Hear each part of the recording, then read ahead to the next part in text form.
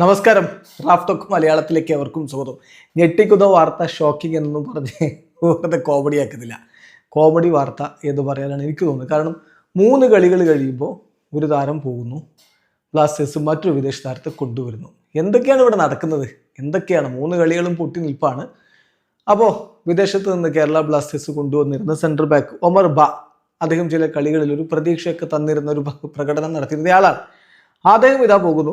പ്രത്യേകിച്ച് കാരണമൊന്നും ബ്ലാസ്റ്റേഴ്സ് പറഞ്ഞിട്ടില്ല. With immediate effect താരം പോവുകയാണ്, അത് പെട്ടെന്ന് പോവുകയാണെന്ന് അർത്ഥം. The Blasters confirm mutual agreement with Omar to part ways. We thank him and wish him success എന്നാണ് പറയുന്നത്. അതായത് അദ്ദേഹം ഇതാ കേരള ബ്ലാസ്റ്റേഴ്സ് വിട്ടുപോകുന്നു. അദ്ദേഹവുമായിട്ട് മ്യൂച്വൽ എഗ്രിമെന്റിലൂടെ, അതായത് പരസ്പരം തീരുമാനിച്ച് വഴി വിരിയുകയാണ്.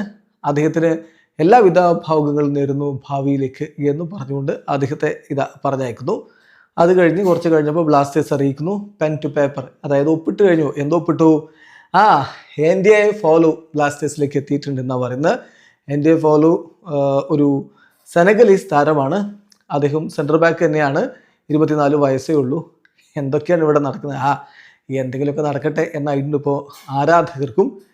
ഏതായാലും ഇതാ അദ്ദേഹം ഒരു ഫിന്നിഷ് ക്ലബിൽ നിന്നാണ്, SJK എന്ന് പറയുന്ന ഫിന്നിഷ് ക്ലബിൽ നിന്നാണ് വരുന്നത്. അവിടെയാണ് അദ്ദേഹം അവസാനമായി കളിച്ചിരുന്നത്. എന്തോ കൂടുതൽ വിവരങ്ങൾ വരുമായിരിക്കും, അപ്പോൾ പങ്കുവെക്കാം. വീഡിയോ അവസാനിക്കുന്നു. ഫുട്ബോൾ ലോകത്ത് കൂടുതൽ വിശേഷങ്ങളുമായി റാഫ് ടോക്സിൽ എത്താം.